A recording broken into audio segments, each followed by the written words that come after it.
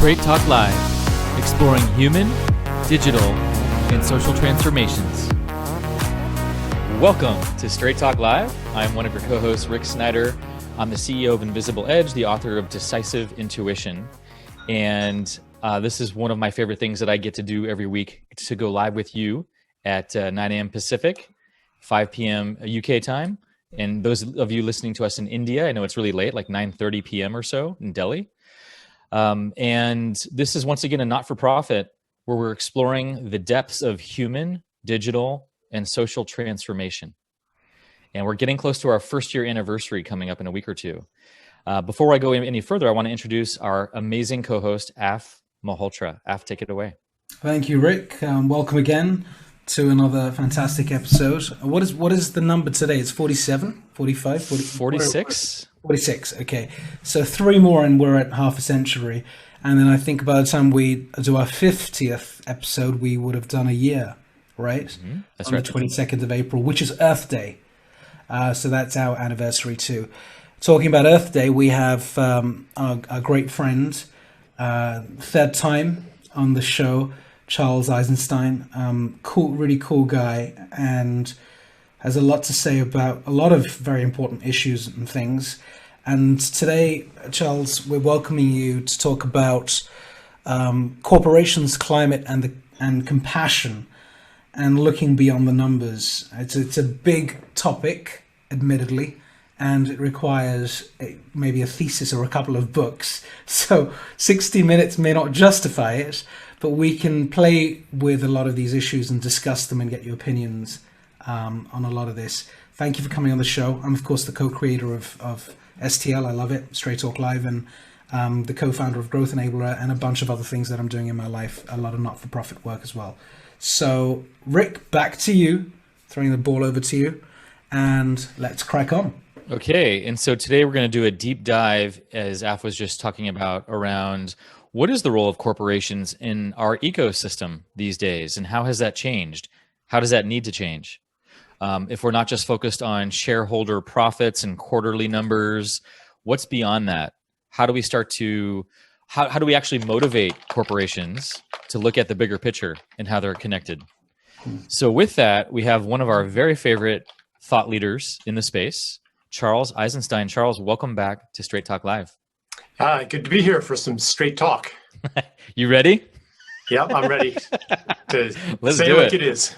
Yeah. Okay, you come to the right place. Okay, so let's start with that. So obviously you've been tracking these spaces for a long time around our footprint, our corporate footprint, our human footprint on the planet, how we're relating to it, and an idea around a new social contract, that the contract we've had is broken and has not been working.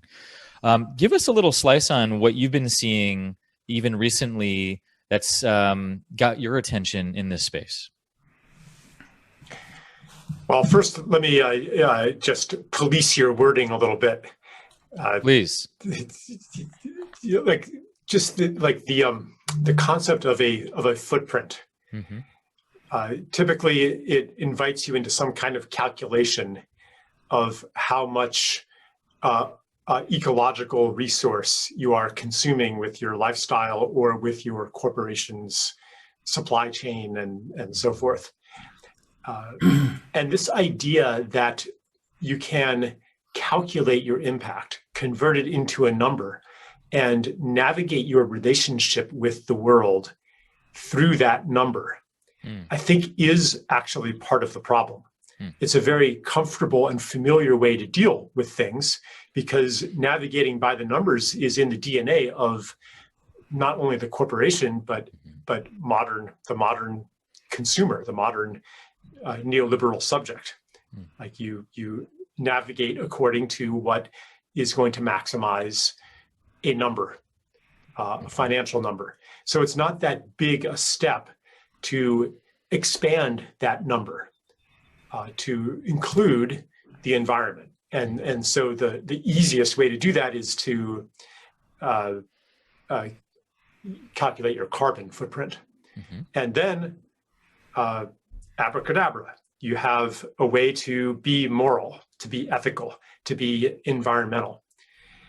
And my So I guess to answer your question, I can say what is on my mind a lot with that is what gets left out of the numbers. Mm. Mm-hmm. Yeah. So I just came across a film. I haven't seen it yet, but my son saw it and was profoundly affected, called Seaspiracy, about the fishing industry. Mm. At the same time as another friend wrote me about her diving, like, coral reef explorations, and just like being blown away by the beauty there. So, here we have basically an industry, the fishing industry, that's killing the ocean. And it's not that environmentalists are ignoring this, but if you just talk to environmental funders or read environmental media, like that issue is tiny compared to climate change. Mm-hmm. Climate change is framed in terms of carbon. And so it fits into the same mentality of find something to measure and go to work on that. And what gets left out is the whales. What gets left out is the coral reefs.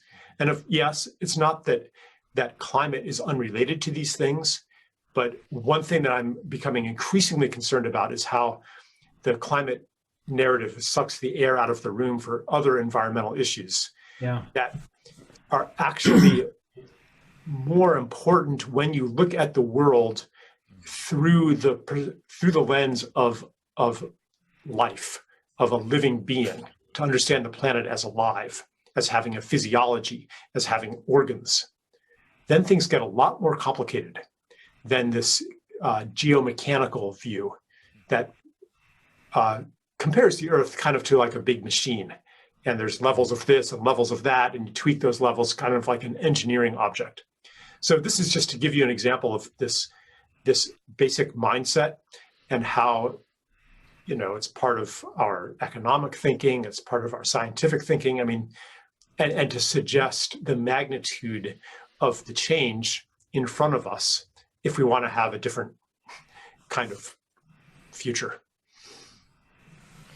Charles, talk us through. You've touched on a very important point, and I think what you're saying is climate change has become carbon footprint in terms of the marketing message, both at an individual level and at a company corporate level, all through the different segments and groups. And often there is almost a generalization that if we sort out the climate issue, we'll probably sort out the environment. I mean, we'll live, Earth will be fine again. And I think what you're saying, and you touch on some very important points, it may sound obvious to many of us when we hear this, but you talk a lot about cause and symptom, and you can describe that momentarily. But I think one of the things you do talk about is outside of the stuff you're not seeing, outside of fixing the carbon issue, what else is going on? A byproduct of mass consumption and mass production and some form of aggressive capitalism is that we've got used to building things. We've got used to getting things fast and cheap. Globalization has something to do with it. We're building buildings all over the place. We want food as quickly as possible. We want it. We process food as one part of it. Pesticides. I mean, if you look at a market like India, there's a farmer revolution going on in India right now because they've been forced to do certain things that goes against the grain, pardon the pun, of what it means to be a farmer, and that involves using much more chemical in the food production. We've seen that in the West already, and all sorts of deforestation and land abuse. So can you tell us what sits on the other side? I've touched on the big areas, but just break it down for us so we understand the other side, the stuff we're not seeing. Well, let me start with India. What's really going on there is a coordinated effort to destroy village life and the rural economy, and to put it in the hands of multinational corporations, chemical companies, seed companies, big agricultural companies that to convert essentially the land of India into a industrial agricultural production site, which is similar to what's happened in North America, in most of this continent. And yeah, the farmers are right to protest, and they really deserve our support, because and like, it's not that the corporations or the people in them are evil. They are doing this work with their own high ideals that unfortunately depend on a very limited view of the consequences, and also a prejudice about what the future of humanity is and what a good life is and what our destiny is. So the ideology of progress has long implied that we move away from the land, that we become more global, that we become more efficient, that we produce more using less labor. Right. And in that view, the lowliest profession would be the subsistence farmer.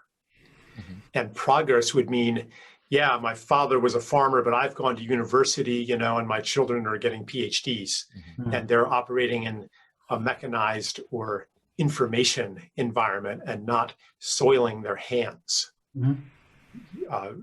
So this, and they're producing much more food with less labor, and we need more food, right? Because there's so many hungry people, and we need more goods because there's so many people in poverty. But after now, how long has it been since the Industrial Revolution, which was supposed to erase poverty and want forever? It's been a couple hundred years now, and we still have tremendous poverty and inequality. And it's because of the inequality. Like, there is actually no objective shortage of food in the world. There's a huge surplus, but half the world wastes enough to feed the other half. There's no shortage of floor space per capita in the world yet, or in North America, for example. But there's 500,000 or 1 million homeless people, and 10 or 20 million vacant housing units coexisting. So the problem, the solution of more, upping the numbers, isn't actually meeting the need.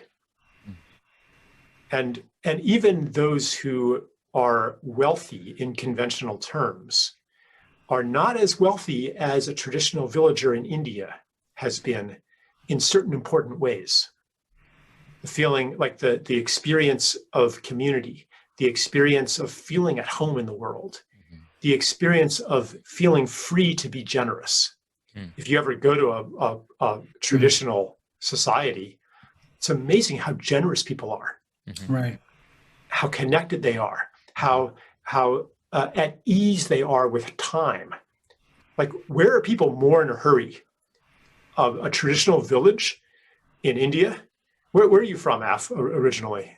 Where's your family from? Family's from Delhi. From Delhi. In India, Okay. yeah. Yeah, so maybe you've gone to some of these places. Like, where are people in more of a hurry, there or London or New York?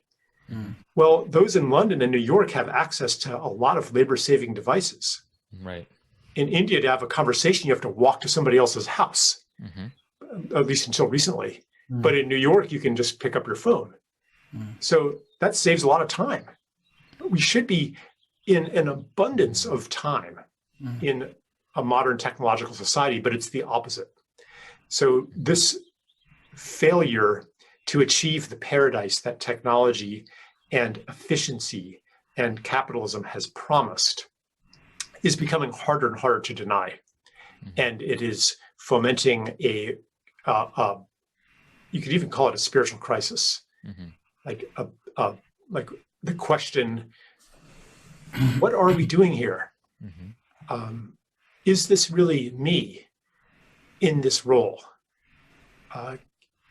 This feeling of being trapped in a system that I don't really agree with anymore, and maybe all of us being trapped in it. And how do we get out? Like, these are some of the things that are boiling under the surface.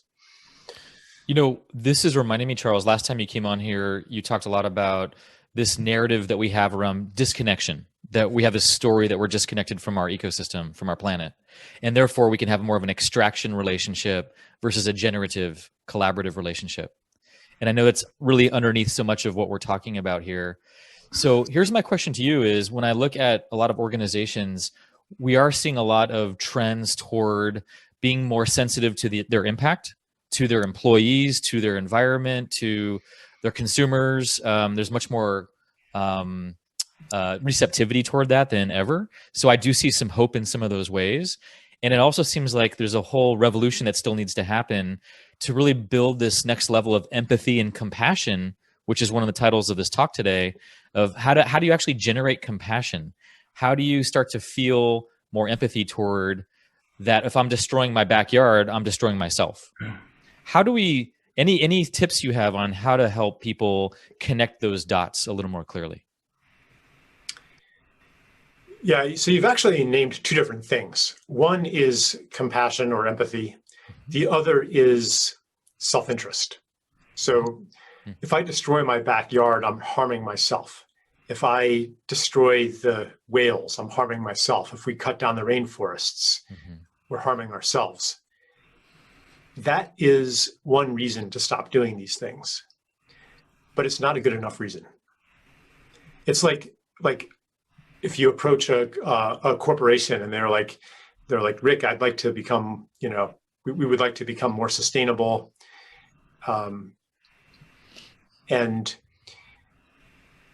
But we want to make sure that we're going to make even more money. And you say, yes, that's possible. If you do this, this, and this, you're going to make more money. Well, are they actually doing it because they want to be sustainable? Right. What are you appealing to? At some point, okay, like there is this kind of dogma that if you are socially and environmentally responsible as a corporation, then your profits are going to improve as well. And morale is going to improve. There's lots of reasons why. You're going to be more innovative. You're going to anticipate future regulatory trends with your pro-social and pro-environmental behavior. Like there's all these arguments why profit and social environmental responsibility is not in opposition. Except it's not always true.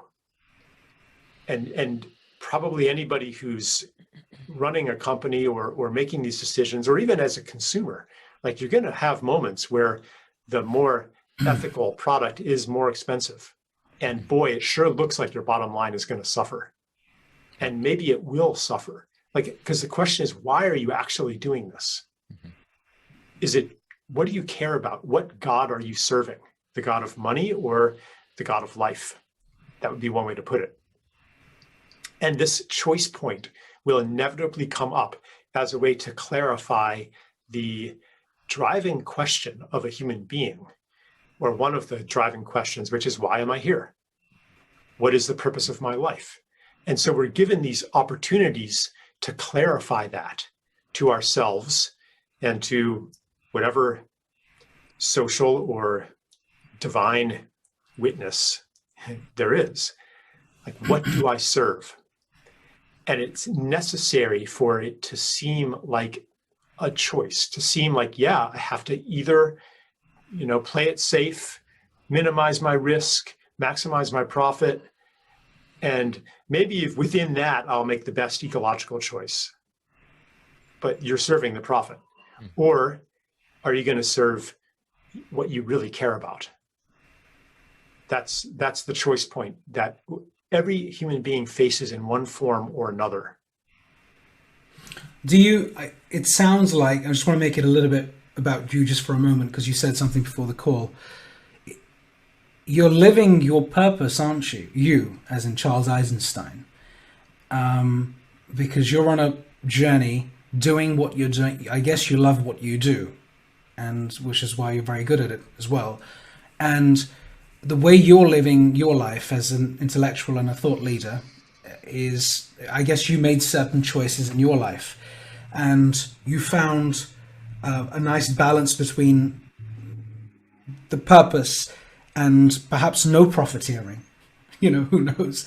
But I think we all have a choice now, especially given the last year or so, to tap into the compassionate side of who we are, the way we live our lives, the jobs we do or don't do, the food we eat or don't eat, the way we kind of manage our micro ecosystem, the way we live out with our community.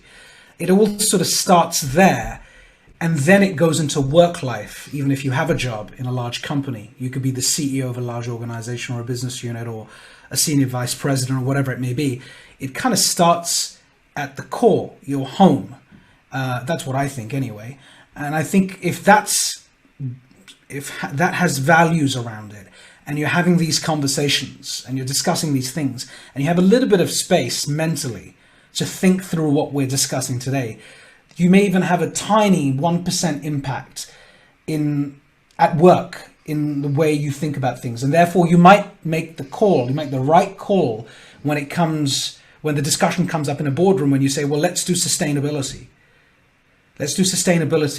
And you say, well, stop for a moment. Why are we really doing this? Is this really a genuine, authentic endeavor? Or do we deep down expect and accept that this is, show making? The D&I is the same, by the way. We won't go down into diversity and inclusion today, but it's the same sort of thing.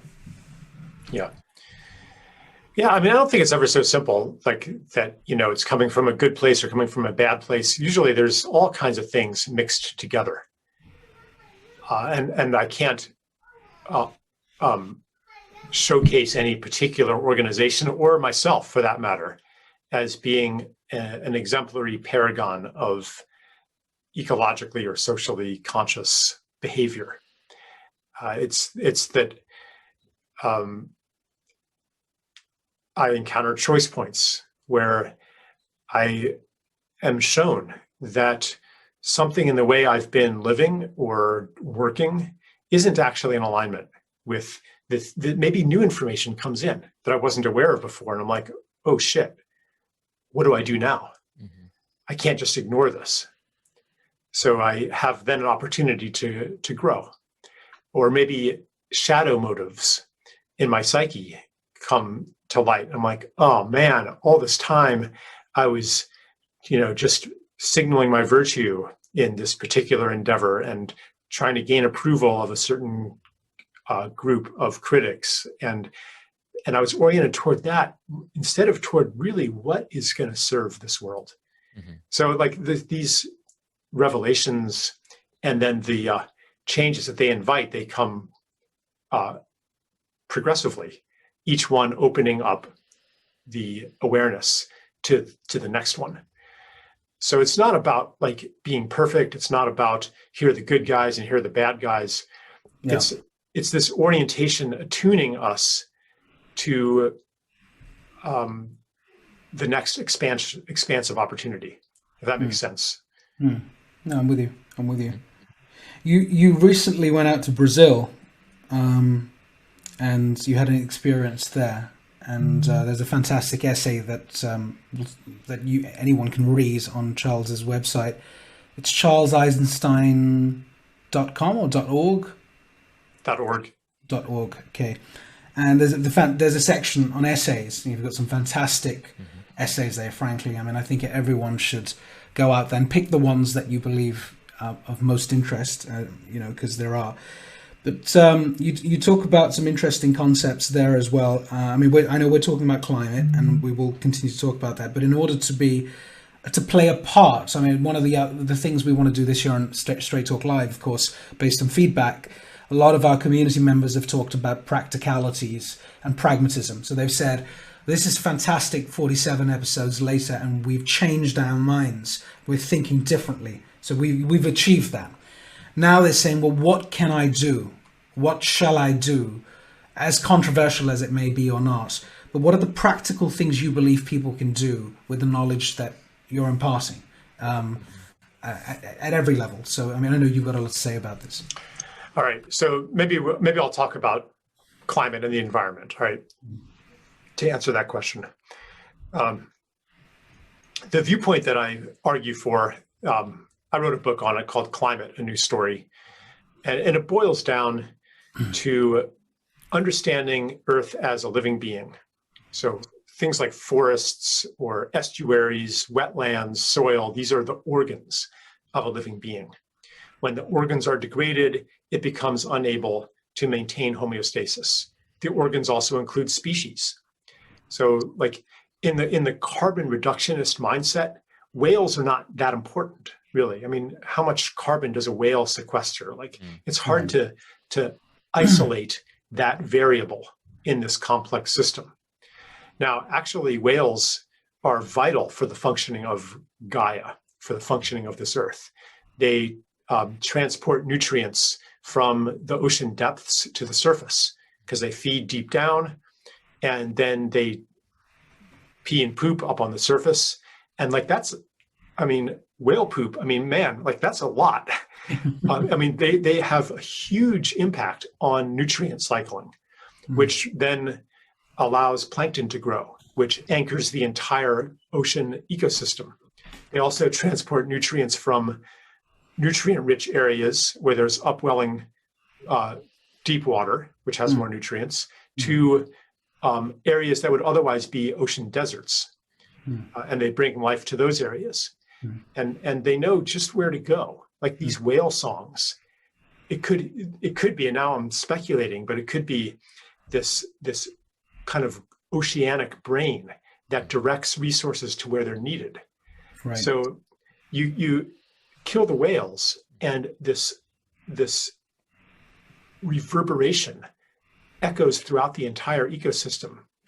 And in the end, it actually does reduce carbon sequestration because the whale poop and these nutrients are feeding coccolithophores that when they die, they sink to the ocean bottom, sequestering calcium carbonate. Like you could try to reduce it to a number, but come on. The best way to understand it is the ocean is alive and whales are part of this livingness. And the whole planet is like this. Like rainforests, they don't just live where there's a lot of rain. They bring rain in from the ocean through their transpiration and the condensation of moisture, creating low pressure zones. Like they anchor flow. The whole planet is a living organism. When you see it that way, then the priorities as an environmentalist, as somebody who loves this earth, are very different. And these can motivate the kind of action that we're talking about, the kind of practicality. So first priority then becomes preserving any ecosystem that's still intact, especially the Amazon and the Congo. And any pristine ecosystem has to be held precious because it's where the planet's memory of health is still intact. It's like if you're sick, like at least if you have some healthy organs, there's still hope. And the second priority is to heal and regenerate and restore all that has been damaged and broken. So that means regenerative agriculture, which is the opposite of the kind of industrial agriculture that's being imposed on India right now. Right. Agriculture that says we're going to heal the soil. We're going to bring biodiversity back. We're going to heal the water, or replanting forests, or preserving marine areas so that the life can be restored there. Moratoriums on fishing and things like that. And then third priority is to stop dousing the whole world in poison.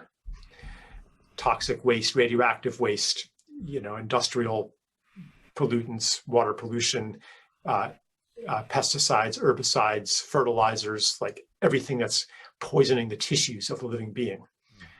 And in my mind, fourth priority is to cut fossil fuels. But if you do the first three, that's already going to happen because you cannot drill and frack and mine without destroying the organs of Gaia.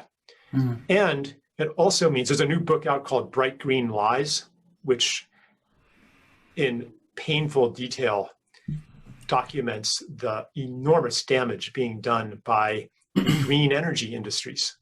Okay. To make like car batteries, to make like, electric vehicle batteries. I mean, you've got to get lithium, you got to get silver, you've got to get molybdenum, all these rare earth minerals, like cobalt. Yeah, it's horrific. And even worse is biofuels and mega dams, like all done in the name of cutting carbon. So this is what happens. This is what at the beginning I said, I'm concerned about what gets left out of the numbers. Yes. Yeah. Yeah, you're really helping me see that on a deeper level today. I don't think I really understood that to the same degree. If we just focus on the carbon metric, there's all these other metrics that are not part of that equation, that's not part of that focus, and how important it is to look at the wider view of all the ecosystem, not just the carbon footprint, as we said earlier. Right, especially if that's leading to harm. Like Yeah. when you're cutting down whole forests and converting them to biofuels plantations and getting carbon credits for that. That's happening. Let me ask you another question about the system and governance around this. Just your views would be really appreciated. So, given what you've just said, there's quite a lot of, you're talking a lot of sense. Of course, there's logic, and if any human being, not AI, any human being would relate to what you're saying. We've got families, we've got children, we care about the world, we care about, like you said, people don't wake up in the morning wanting to destroy the earth. We're not inherently evil people, neither are corporates. What goes on in the minds of, I'm just throwing this out at you, what's going on in the minds of politicians and government leaders who are sanctioning or allowing what's going on in India, for example, or it's happened in the States for a long time, documentary after documentary after documentary, or Bright Green Lies is the new book, and it's there's a lot of material now. The books that you've authored and crafted, there's plenty of evidence, numbers as well, I guess, that suggest that we need some balance here. Why do we continue to see this happening? So in India, just talking about India, I don't want to just labor that point, but why would the leaders of a country like India, who've been through the agricultural revolution, in fact, very strong agricultural backdrop, great organic food, small tiny bananas, they taste really yummy, or eggs taste lovely, even the meat tastes good, everything tastes great, and everyone knows. Don't get me started about the curries. Yeah, the curries. And we have a similar feeling in parts of Europe when we go and eat food, like even in Italy, the tomatoes are like absolutely just delicious. So we get it, and people who consume food and like food, we all get this, right? We want better quality food, as opposed to some parts of the world where the food just looks big and it's got the right color and it's awful and there's no taste. And so we know the difference. We all know the difference. So why are people allowing this to happen, Charles? I mean, I don't understand. Well, it's because of ideology and inertia. So these politicians, and it could be other people who we think have power, they feel trapped by the system. If you're a politician and you want to make a radically different choice, for one thing, you've grown up in this system. You're acculturated to it. You're only seeing the things that the system's blinkers allow you to see. And even if you want to deviate from that, you know that if you deviate too far, you're out of there. Mm-hmm. Or if you're a CEO, right, and you want to change your corporate policies, well, you can maybe change them a little bit, but if you change them too much, then what's the board of directors going to say? What are the bondholders going to say? What are the shareholders going to say? What is middle management going to say? What are the suppliers going to say? What are the customers going to say? Man, I can't really make too big a change. If I make too big a change, they're going to replace me with somebody worse. So it's a system that's taken on a life of its own. And that's why blaming somebody is a false diagnosis. Trying to identify the source of our condition in evil people is a false diagnosis. All that you end up with then, following that, is you take down the evil people and replace them with somebody else who then becomes evil when they occupy that role. So that's why I have been for 20 years working on the level of the stories, the narratives, the agreements, the mythologies that underlie all of this, the belief systems, the perceptions, the ways of seeing. So, for example, when you see things through a quantitative lens, and you're a politician and you care, and you've been told and immersed in a story that rising GDP is going to increase the quality of life. Right. Well, rising GDP, I mean, you're going to have higher GDP when you increase productivity through industrial agricultural practices, and you get those big, tasteless, nutritionless fruits and vegetables, and the cheap factory farmed meat, and the GMO corn and soy and all that stuff. Bigger quantity, less labor, it looks good. if you're only looking at those numbers. Mm-hmm.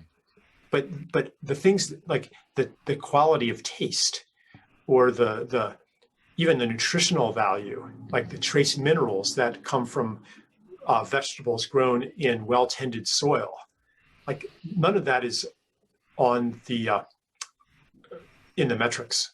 Mm-hmm. And so that's just one way but on a bigger level, it's the hypnosis of the myth of progress, and the view of where we came from and where we're going, and how to make a good world, and what a good life is. And that's related to the essay you were mentioning. Like we need a completely different vision of what a good life is, what wealth is, what security is. And we can source that different vision from traditional and indigenous cultures, and the special moments in modern life that we catch a glimpse of another way of living. For some people, it was like Burning Man, or a festival. Yeah. And it's not just a vacation. They're like something, I'm getting a glimpse here of a future. I'm being shown an aspect of human beingness that is, feels like home. And I know that we can bring this to the world. How do we do that practically? There's no easy answer. I'm not going to give you a formula and tell your listeners to do this and don't do that, because it depends on your circumstances. But when we're in the consciousness of a new story of what a human being is and what a good life is, then the practicalities become clear. Like the living earth hypothesis, it's like, wow. Personally, I can maybe support policies of conservation and protection, and maybe I plant a garden. Maybe I take care of soil and water somewhere. Maybe I devote myself to serving life. Maybe I address the political climate and the social climate and the psychic climate, of which the geological climate is a mirror. Yeah. You talk about, I can relate to this, you talk about three things in that essay: localization, degrowth, and slowing down. Talk us through each one of those, because I do think it has there's a pragmatic view around how us can actually instill some of that new thinking, the narrative in our lives. Yeah, so I visited a community in Brazil called Source Temple. It's a spiritual community, or one would maybe give it that label. But what impressed me deeply there, or one thing that impressed me deeply, was the architecture. Right. If it can even be called architecture. Like, none of the buildings actually started with architectural drawings, but they were built mostly by hand, mostly from scavenged and local and upcycled materials. Nothing standardized. Every door handmade and unique. Every window unique. Sometimes not even square, because they found a piece of glass that may be broken, and they built a window around that. That's not efficient. What's efficient is to make 100 windows identically through an assembly line process, or to buy those windows from somewhere and buy them with money that you get from your own specialized labor. It's not efficient to do anything by yourself. And some of the building, it's like, man, they could have done that a lot faster and only a little less beautifully. But somebody was devoted to doing it as it is meant to be done, with full devotion. It's like every detail was done with devotion. So you go there, and everywhere you rest your eyes, you're getting devotion reflected back at you, and abundance. Because what the essence of abundance is the abundance of time. I don't care how much money you have. If you are in a hurry, if you feel like you're too busy to enjoy life and to do what you really want to do, you are not rich. Right. Rich means that I am free to do what I want to do. I have time. Like, wealth of time is the primal form of wealth. And so the fact that somebody took as much time as was needed to make this beautiful and to make this well, that creates an atmosphere of abundance. And I can understand, I'm sure we can all understand, if you're living in an environment without any of that, you're going to feel poor. And maybe compensate for that poverty by acquiring more and more and more of the standard, of the generic, of the alienated things created by people you don't even know, who don't care about you. Like you fill your life with that stuff, more and more of it in futile compensation for what you're really seeking. The real wealth I'm speaking about, no amount is going to be enough. And you're going to look like you're greedy. Actually, what you are is hungry. There's an unmet need here. And this unmet need rules our society. So degrowth might mean saying, actually, we don't need more and bigger. Maybe we need more local, more personal, more intimate, more related, more beautiful. And it would satisfy that need. Like how many pieces, how much clothing do you really need? If you have something made for you by somebody who knows you and loves you and thought of you, and it's perfect for you, maybe you want to wear it all the time. So this is just to turn the cult of quantity on its head and the ideology of progress and our conception of what wealth is, and to recognize that those who we consider poor actually have a kind of wealth. The other definition of wealth is the freedom to be generous. Right.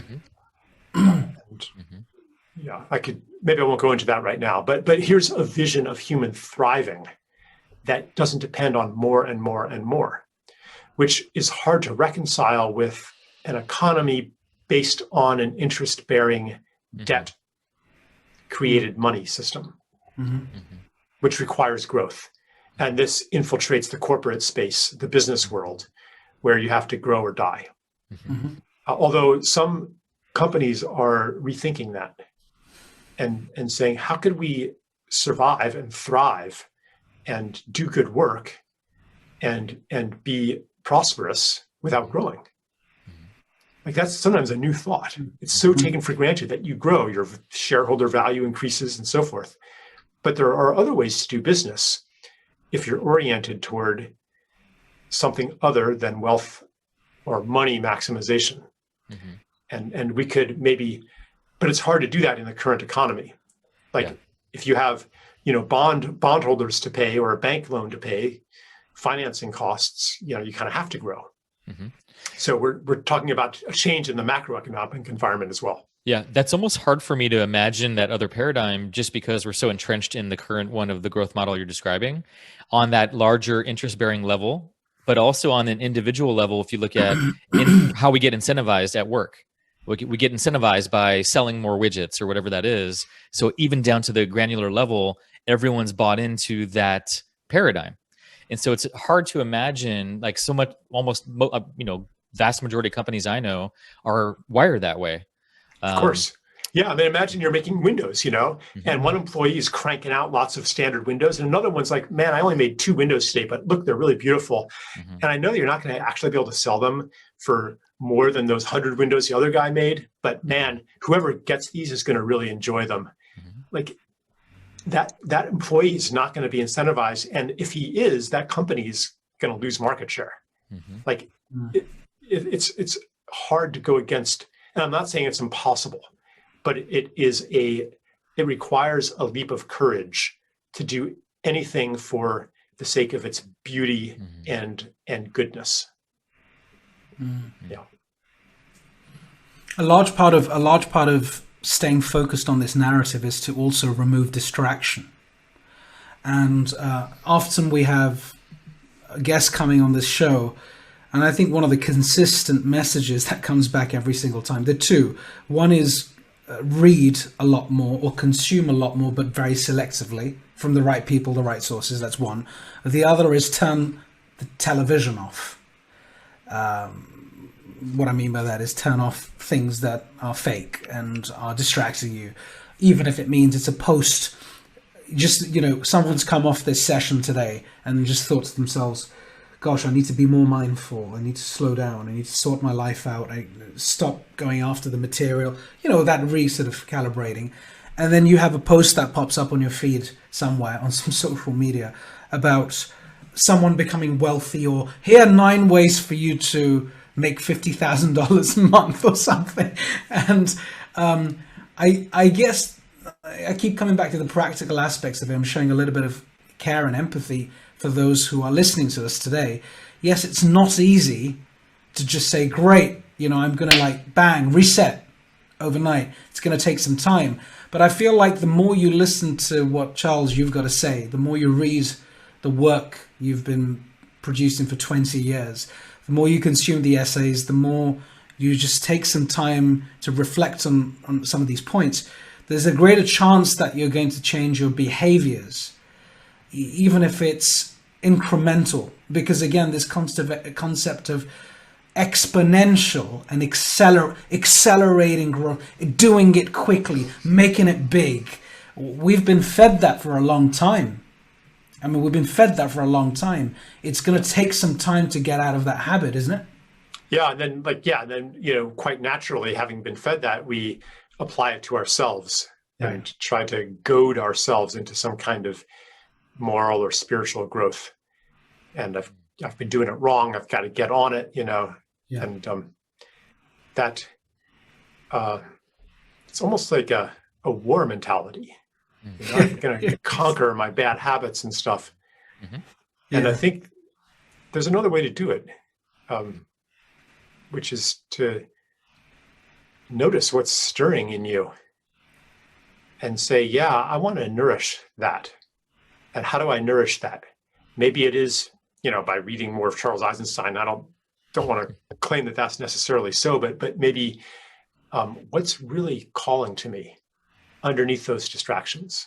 Maybe it is time in nature. Maybe it is certain readings or certain information that nourishes this part of me that's kind of small and lonely and just cannot withstand the gale force winds of my social environment, of the media, six-pack abs, and my built environment, my relationships, the expectations on me, the baggage I carry from my childhood, et cetera, like that little seedling needs some nourishment, and I'm gonna nourish it. I'm gonna give it time, as you were saying. I'm gonna give it time to grow.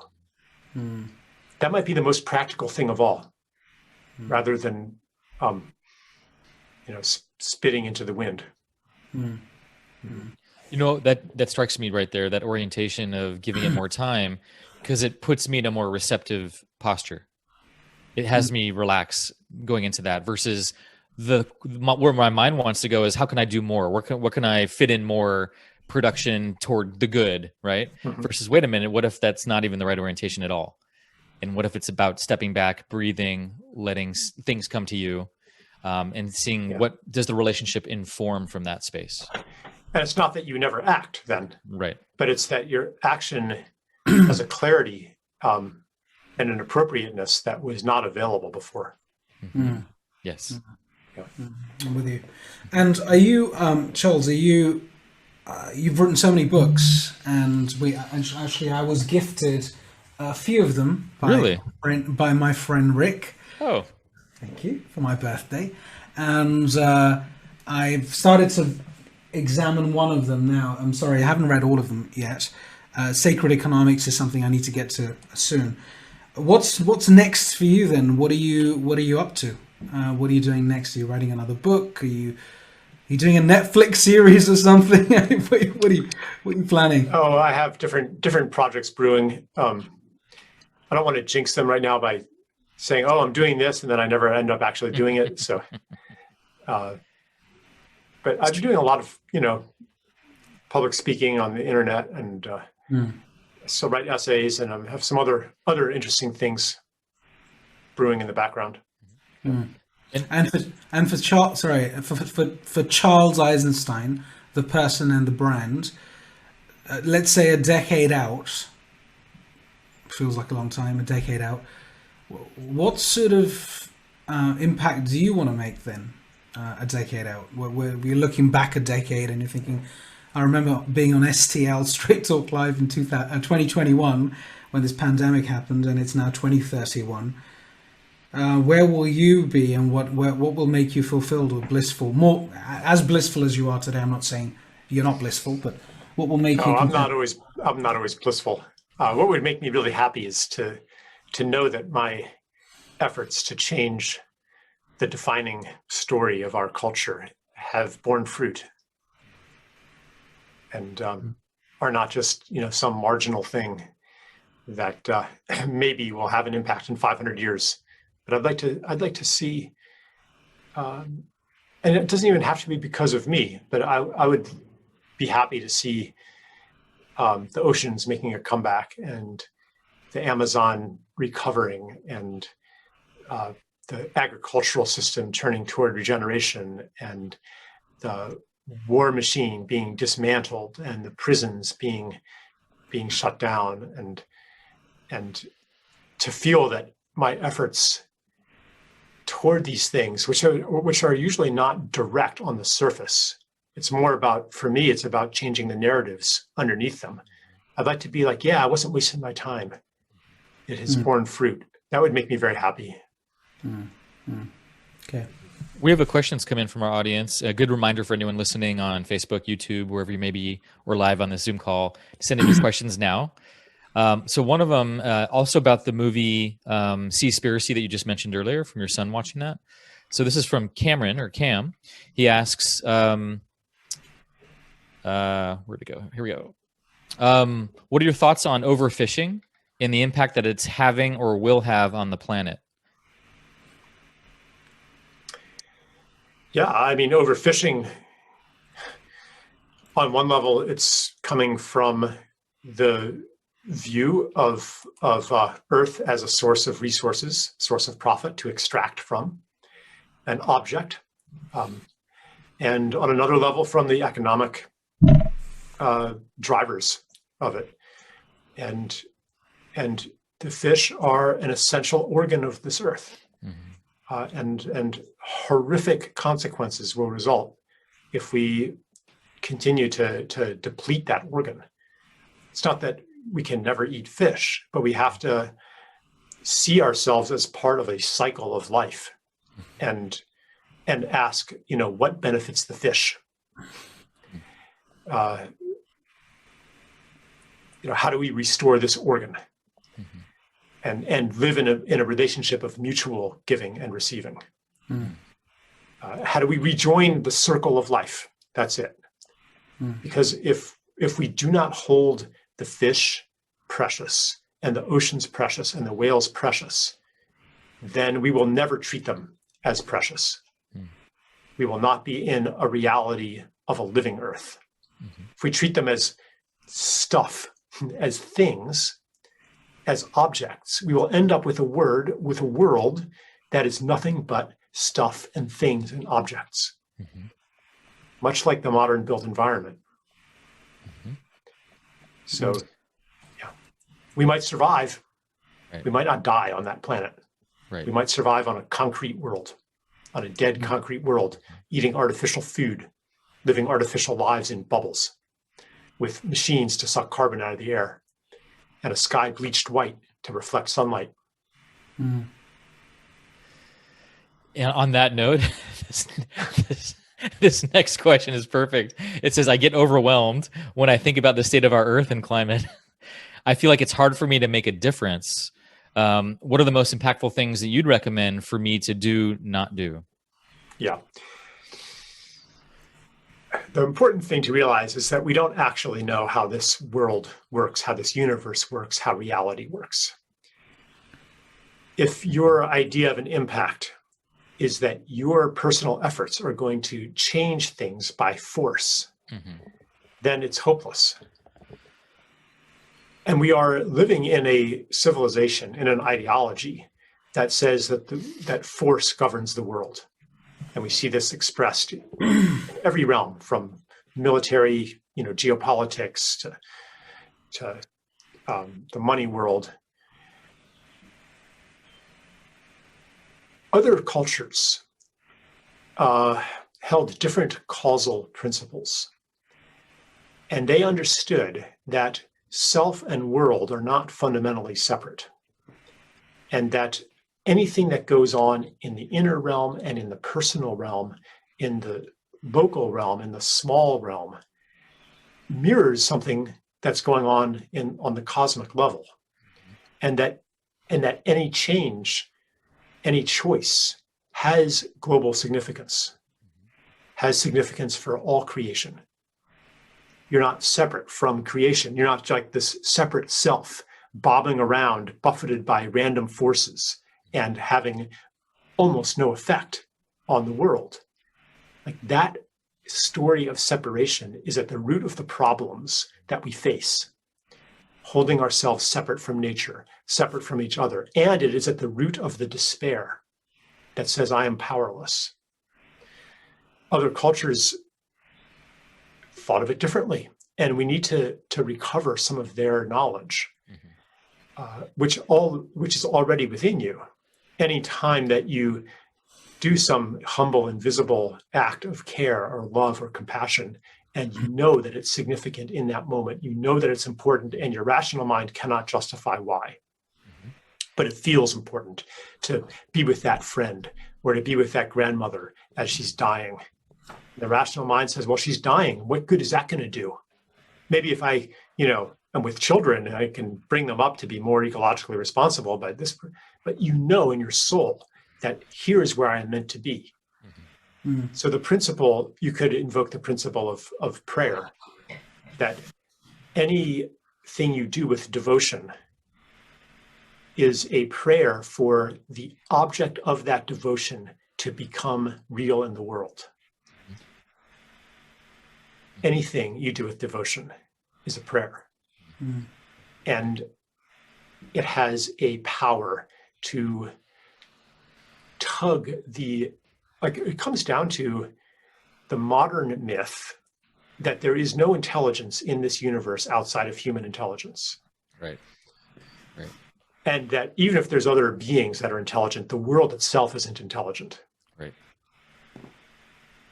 The despair comes from that. On the level of impotence and on the level of I'm alone here. We're alone here in a meaningless void. That is an ideology. Right. That's good. Other human cultures did not share that ideology, and it's not because they were stupider than us. And we finally graduated into a realm of reason and put such benighted wishful thinking behind us. That attitude is the very kind of imperialism that has laid waste to all these other cultures. We have to be humble and realize that we don't really know how this world works, and that your feeling of impotence is coming from a story, not a reality. You are actually powerful. Yes. And just one other practical thing that comes to me too is when I get overwhelmed, what's one thing that I can connect to, right? And so, for example, I have a friend who was a big snowboarder, and he got into snow, and he ended up getting into snow sciences and got his PhD in avalanche research and glaciology, all based on his passion for being outside and being in the snow. And that was the one thing that he could really connect with. And then now he does this amazing research out there on earth sciences and what have you that benefit our knowledge of the planet and how to make better improvements with how we're living here. And so I would just say that to the listener, also to the questioner, is like, what's that one thing you can connect with right now that you can start to follow that thread and see where that leads you? One last super quick question. I know we are running out of time, but we'll squeeze this one in. This is from Chaz. And he says, can corporations be part of any ecological transformation? There is no choice here, but my question and issue surrounds greenwashing. Does this need to be tackled via ethical and moral seeds? Yeah, I think we need to notice greenwashing as it's happening, and understand the system that produces it and the psychology that produces it, and maybe also look within ourselves, like how do we greenwash our lives? How do we justify things? How do we gain acceptance and approval by displaying certain behaviors that may or may not serve what we're really here to serve? And to understand, like greenwashing can be a term of contempt. Mm-hmm. But anytime you are in contempt, you're missing some information. Specifically, the information of what is it like to be that person. Because contempt says, I wouldn't be doing that. Well, that's because you don't understand what their circumstances are. So I think it's important to look into, and the circumstances include corporate culture, but it includes the systemic drivers of corporate behavior. And I'll finally say, to do something about it, you have to hold the knowledge that you're better than that. The greenwasher, you're better than that greenwasher. That's not what you really want to do. That's not why you're really here. Charles, I want to say thank you again for being on Straight Talk Live and talking straight. And most importantly, I just love how I am so stimulated after our conversations and thinking about new ways of how I'm relating to my life, my ecology around me. And I can imagine that for all the listeners out there right now. So I want to thank you very much again for being part of our tribe. And once again, where can people go to find you and your work? Where should they go? My website, charleseisenstein.org. Yeah. Charles, we have, before you go, there's a message came in again. It's a good, thank you for the reminder for that. We've created this group of, I think about 55, maybe 60 of us, past guests, but also some of the community who are very active. We call them mavericks or outliers or aspirational outliers or established outliers, whatever it may be, who think differently about the world. So there's been a request to see if you'd be happy to join that WhatsApp group, if you're on WhatsApp, that is.